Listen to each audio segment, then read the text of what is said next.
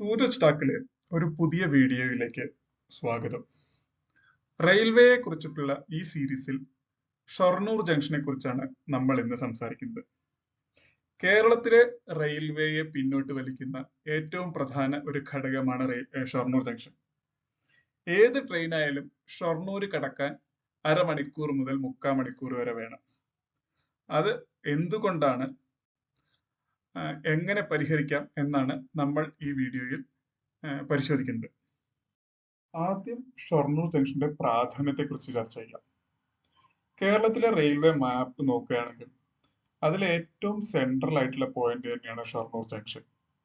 അവിടെ പാലക്കാട് കോയമ്പത്തൂർ സൈഡിൽ നിന്ന് വണ്ടി വരുന്നുണ്ട്, മംഗലാപുരത്തേക്ക് ലൈനുണ്ട്, എറണാകുളം തിരുവനന്തപുരം ഭാഗത്തേക്ക് ലൈനുണ്ട്, നിലമ്പൂരിലേക്കും ഒരു ലൈനുണ്ട്. മാത്രമല്ല ഭാരതപ്പുഴയുടെ പാലം ഒരു അതിർത്തിയാണ്. അതിന് വടക്കോട്ട് പാലക്കാട് ഡിവിഷനാണ്, തെക്കോട്ട് തിരുവനന്തപുരം ഡിവിഷനാണ്.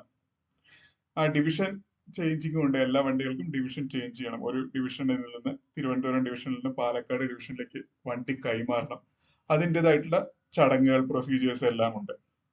ആ പാലം, അതിലൊരു പാലം ബ്രിട്ടീഷ് കാലഘട്ടത്തിലാണെന്ന് തോന്നുന്നു, രണ്ടാമത്തത് സ്വാതന്ത്ര്യം കിട്ടിയതിന് ശേഷം ഉണ്ടാക്കിയതെന്നാണ് എൻ്റെ അറിവ്. ആ പാലം ഒരു ഭയങ്കര ബോട്ടിൽനെക്കുമാണ്. ആ പാലത്തിൽ എന്തെങ്കിലും ഡിസ്റപ്ഷൻസ് വന്നു കഴിഞ്ഞാൽ തെക്കൻ കേരളത്തിലേക്കുള്ള റെയിൽ ഗതാഗതം മുഴുവൻ മുടങ്ങും. അതുകൊണ്ടാണ് ഷൊർണൂർ ജംഗ്ഷൻ എന്നുള്ളത് വളരെ ഇമ്പോർട്ടന്റ് ആയിട്ടുള്ളത്. ചിത്രത്തിൽ കാണുന്നത് ഷൊർണൂരിന്റെ ഒരു റെയിൽവേയുടെ ഒരു ലേ ഔട്ടാണ്. തൃശൂർ ഷൊർണൂർ റോഡിന്റെ പടിഞ്ഞാറ് ഭാഗത്തായിട്ട് ഷൊർണൂർ റെയിൽവേ സ്റ്റേഷൻ നിങ്ങൾക്ക് കാണാൻ സാധിക്കും. അവിടെ നിന്ന് വീണ്ടും പടിഞ്ഞാട്ട് പോകുമ്പോൾ കോഴിക്കോട്, കണ്ണൂര്, മംഗലാപുരം, അങ്ങനെ കൊങ്കൺ റെയിൽവേ വഴി ബോംബെയിലേക്കാണ്. റോഡിന്റെ കിഴക്ക് വശത്ത് ഷൊർണൂർ എ ക്യാബിൻ ഉണ്ട്, ഭാരതപ്പുഴ ഹോൾട്ട് ഉണ്ട്. അത് കഴിഞ്ഞ് അങ്ങനെ ഒറ്റപ്പാലം, പാലക്കാട്, കോയമ്പത്തൂർ അങ്ങനെ പോകും. ഷൊർണൂർ ബി ക്യാബിൻ കഴിഞ്ഞാൽ പുഴ മുറിച്ച് കിടന്ന് തെക്കോട്ട് എറണാകുളം, തിരുവനന്തപുരം ഭാഗത്തേക്കാണ്. ഇതാണ് ഇതിന്റെ ഒരു ജനറൽ ലേ ഔട്ട്. പാലക്കാട് അല്ലെങ്കിൽ കോയമ്പത്തൂർ ഭാഗത്ത് വരുന്ന വണ്ടികൾ ഷൊർണൂർ കയറാതെ എ ക്യാബിനിൽ നിന്ന് ബി ക്യാബിൻ വഴി കടന്ന് പുഴ മുറിച്ച് കടന്ന് തെക്കോട്ട് എറണാകുളം, തിരുവനന്തപുരത്തേക്ക് പോകും. ആ വണ്ടികൾ ഷൊർണൂർ ജംഗ്ഷൻ സ്റ്റേഷനിൽ പോകുന്നതല്ല. ഈ ഷൊർണൂരിലെ പ്രധാന പ്രശ്നങ്ങൾ എന്തൊക്കെയാണെന്ന് നമുക്ക് നോക്കാം. ഏറ്റവും പ്രധാനമായിട്ടുള്ള പ്രശ്നം പ്ലാറ്റ്ഫോമിന്റെ നീളം തന്നെയാണ്. 7 പ്ലാറ്റ്ഫോം ഉണ്ട്. പക്ഷേ 4 മാത്രമേ 20 കൂടുതൽ കോച്ചുകളുള്ള വണ്ടികൾ നിർത്താൻ സാധിക്കുള്ളൂ. പ്ലാറ്റ്ഫോം 4, 5, 6, 7 ആണ് ഒരുവിധം എല്ലാ എക്സ്പ്രസ് ട്രെയിനുകളും ഉപയോഗിക്കുന്നത്. പ്ലാറ്റ്ഫോം 1 വളരെ ചെറുതാണ്, 2ഉം 3ഉം ചെറുതാണ്. അപ്പൊ 1, 2, 3 സാധാരണ ചെറിയ പാസഞ്ചർ ട്രെയിനുകള്, മെമു ട്രെയിനുകള്, ഇതൊക്കെ മാത്രമേ നിർത്താൻ സാധിക്കുള്ളൂ. അതാണ് ഇവിടുത്തെ ഏറ്റവും വലിയ പ്രശ്നം. സോ പ്ലാറ്റ്ഫോമിന്റെ ഒരു അവൈലബിലിറ്റി. രണ്ടാമത്തെ പ്രശ്നം എന്താണെന്ന് വെച്ച് കഴിഞ്ഞാൽ ഷൊർണൂർ സ്റ്റേഷനിൽ നിന്ന് എ ക്യാബിൻ വഴി പാലക്കാട്, കോയമ്പത്തൂർക്ക് പോകുന്ന ആ ഒരു ചെറിയ പോയിന്റില് ഒരു സിംഗിൾ ലൈനാണ്.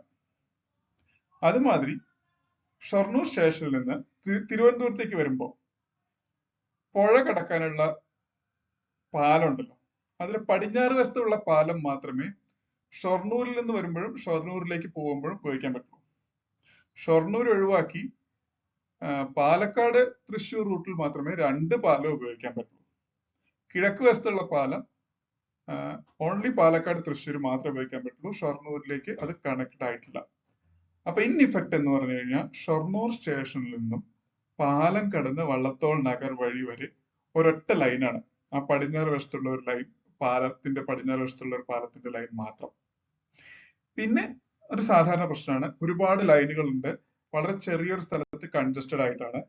അതിലുള്ള ടേൺ ഔട്ട് എന്ന് പറയും, അതായത് ഒരു പാളത്തിൽ നിന്ന് അടുത്ത പാളത്തിലേക്ക് തിരിയൂലോ, 2 പാളമായിട്ട് തിരിഞ്ഞാൽ ഒന്നെങ്കിൽ ഇടത്തോട്ട് കയറാം അല്ലെങ്കിൽ വലത്തോട്ട് കയറാം.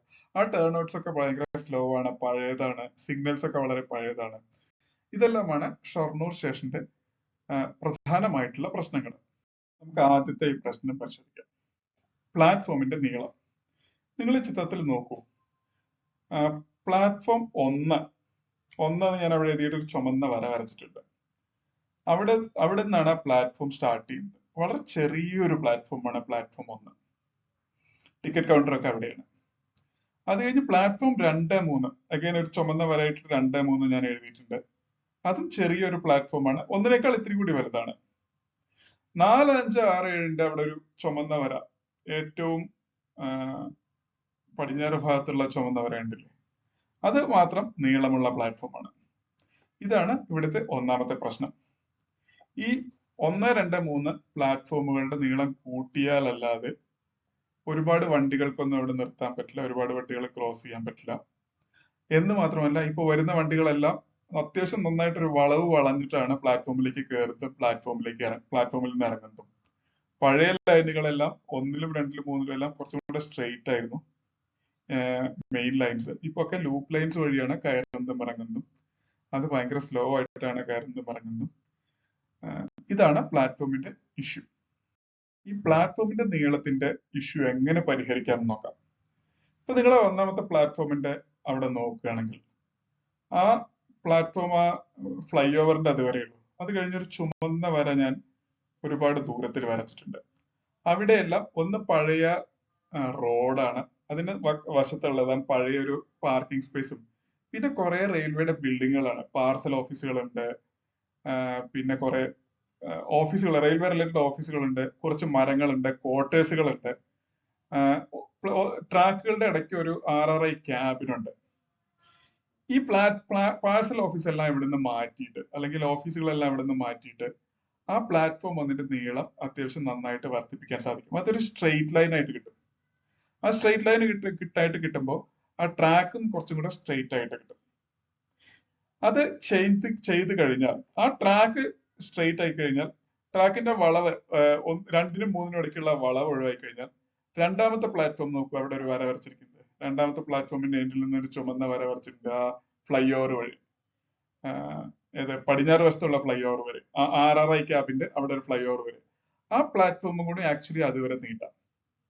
അപ്പൊ എന്താ വെച്ച് കഴിഞ്ഞാൽ, 1നും 2നും ഇടയ്ക്കുള്ള 2 ലൈൻസ് RRI ക്യാബിന് എടുത്തു കളഞ്ഞു കഴിഞ്ഞാൽ അവിടെ ട്രാക്ക് കൊണ്ടുവരാൻ സാധിക്കും. ആ ട്രാക്ക് വളരെ സ്ട്രെയിറ്റ് ആയിട്ട് പോകും. അവിടെ സ്ട്രെയിറ്റ് ആയിട്ട് പോയി കഴിഞ്ഞാൽ പിന്നെ പ്ലാറ്റ്ഫോമുകൾ, അതായത് 4ഉം 5ഉം പ്ലാറ്റ്ഫോം സ്ട്രൈറ്റൻ ചെയ്യണം, ആ ലൈനും സ്ട്രൈറ്റൻ ചെയ്യണം. അതുമാതിരി ഏറ്റവും താഴെ 6, 7 കണ്ടില്ലേ, പ്ലാറ്റ്ഫോമും അതിന്റെ ലൈനും, അത് ഇവിടെ വളഞ്ഞ പോകുന്നത്. അവിടെ റോഡ് തന്നെ നോക്കുകയാണ്, ഗണേഷ്ഗിരി റോഡ് അവിടെ വന്നൊരു വളഞ്ഞ്, അത് കഴിഞ്ഞാൽ റെയിൽവേ ഫ്ലൈ ഓവർ എന്ന് പറഞ്ഞാൽ പടിഞ്ഞാറ് വശത്തുള്ള ഫ്ലൈ ഓവറിന്റെ അവിടെ പോയിട്ട് അവിടെ ഒരു മരമൊക്കെ ഉണ്ട്. ആ മരം ഞാൻ ക്രോസ് ചെയ്ത് കാണിച്ചിട്ടുണ്ട്. ആ മരം ഒഴിവാക്കി അവിടെ 1, 2 ഓഫീസുകൾ ഒഴിവാക്കിയിട്ട് ആ റോഡ് സ്ട്രൈറ്റൻ ചെയ്ത് കഴിഞ്ഞാൽ ഏറ്റവും തെക്ക് വശത്തുള്ള പ്ലാറ്റ്ഫോം 6, 7ന്റെ അവിടെയുള്ള ലൈൻ കുറച്ചും കൂടെ ദൂരം സ്ട്രൈറ്റൻ കൊണ്ടുപോകാം. ആ പ്ലാറ്റ്ഫോം 1ന്റെ വളവ് മാറ്റി ആ പ്ലാറ്റ്ഫോം സ്ട്രൈറ്റ് ആക്കാം. അത് ചെയ്യുമ്പോൾ 4, 5 പ്ലാറ്റ്ഫോമും 2, 3 പ്ലാറ്റ്ഫോമും അതിന്റെ ലൈനുകളും സ്ട്രൈറ്റ് ആക്കാം. ആ ഫ്ലൈ ഓവർ വരെ പ്ലാറ്റ്ഫോം നീട്ടിയെടുക്കുക. അപ്പോൾ എല്ലാ പ്ലാറ്റ്ഫോമും ഫ്ലൈ ഓവർ വരെ, പടിഞ്ഞാറ് വശത്തുള്ള റെയിൽവേ ഫ്ലൈ ഓവർ വരെ നീട്ടിയെടുക്കുക. എല്ലാ പ്ലാറ്റ്ഫോമും സ്ട്രൈറ്റ് ആക്കുക. അതിനുള്ള സ്പേസ് ഉണ്ട്. അത് ഞാൻ അടുത്ത സ്ലൈഡിൽ കവർ ചെയ്യാം. പാർസൽ ഓഫീസും ചില ഓഫീസുകളൊക്കെ ഒന്നാമത്തെ പ്ലാറ്റ്ഫോമിന്റെ അവിടെ നിന്ന് റീലൊക്കേറ്റ് ചെയ്യേണ്ടി വരും. അവിടെ ആക്ച്വലി റെയിൽവേയുടെ തന്നെ സ്ഥലമാണ്, അതുകൊണ്ട് അതൊരു ബുദ്ധിമുട്ടുള്ള ഏർപ്പാടല്ല. ഇത് ആ പ്ലാറ്റ്ഫോമുകളുടെ കുറച്ചുകൂടി പടിഞ്ഞാറ് വശത്തേക്കുള്ള ഒരു വ്യൂ ആണ്. നമ്മൾ നേരത്തെ കണ്ട സ്ലൈഡില് ആ റെയിൽവേ ഫ്ലൈ ഓവർ ആയിരുന്നു ഏറ്റവും പടിഞ്ഞാറായിട്ട് കണ്ടിരുന്നത്. നമ്മൾ പറഞ്ഞത് എന്താ വെച്ച് കഴിഞ്ഞാൽ, എല്ലാ പ്ലാറ്റ്ഫോമുകളും എല്ലാ ട്രാക്കുകളും സ്ട്രെയിറ്റൻ ചെയ്യണം, അതിന്റെ വളവുകളൊക്കെ ഒഴിവാക്കണം ആ റെയിൽവേ ഫ്ലൈ ഓവർ വരെ. അപ്പൊ RRI ക്യാബിന് എടുത്ത് കളയേണ്ടി വരും. അതുമാതിരി ഗണേഷ്ഗിരി റോഡ് അവിടുത്തെ മരം എടുക്കേണ്ടി വരും. ആ റോഡ് കുറച്ചും കൂടെ സ്ട്രെയിറ്റൻ ചെയ്യേണ്ടി വരും എന്ന് പറഞ്ഞു. ഇപ്പൊ നിങ്ങൾ ഇവിടെ നോക്കുവാണെങ്കിൽ അവിടെ ഏറ്റവും താഴെ കാണാം എഞ്ചിനീയർ വർക്ക്സ്, എഞ്ചിനീയർ വിഭാഗമുണ്ട്. പിന്നെ എല്ലാ റെയിൽവേയുടെ ഓഫീസുകളാണ്, റണ്ണിംഗ് റൂം ഉണ്ട്, പിന്നെ അവിടെ പിറ്റ് ലൈൻ ഉണ്ട്.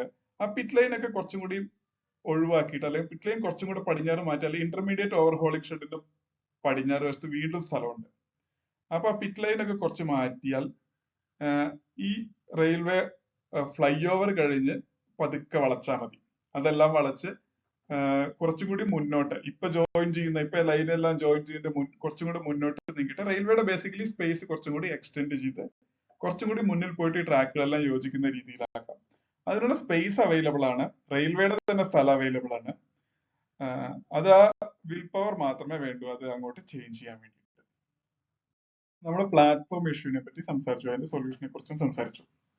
ഇനി നമുക്ക് സിംഗിൾ ലൈൻ പ്രോബ്ലത്തിനെ പറ്റി നോക്കാം.